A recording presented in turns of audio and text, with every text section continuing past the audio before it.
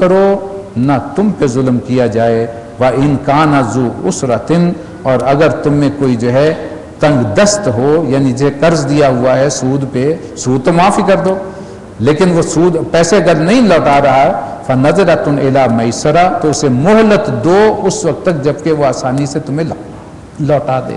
وَأَن تَصَدَّقُوا اگر تم اسے معافی کر دو، صدقہ کر دو، فَهُوَ خَيْرٌ لَكُمْ تو یہ تمہارے لیے کہیں زیادہ بہتر ہے، إِن كُنتُمْ تَعْلَمُونَ اگر تم علم رکھتے ہو۔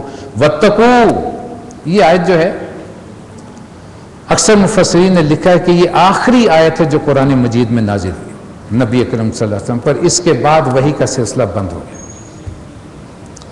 اور اتنی خوبصورت آیت ہے جس میں خاص طور پر تقوی کی تلقین ہے۔ تقوی سے مراد اپنے آپ کو اللہ کے مواخذے سے بچانا۔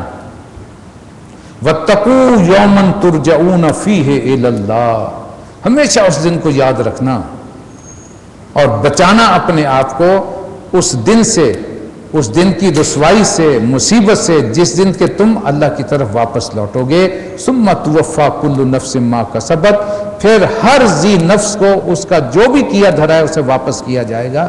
وَهُمْ لَا يُظْلَمُونَ اور کسی کے ساتھ بھی ظلم نہیں ہوگا، جو کیا ہوگا اس کا بدلہ اس کے سامنے رکھ دیا جائے گا۔ اقول قولی ھذا واستغفر اللہ لی ولکم ولسائر المسلمین والمسلمات۔ چائے کا وقفہ۔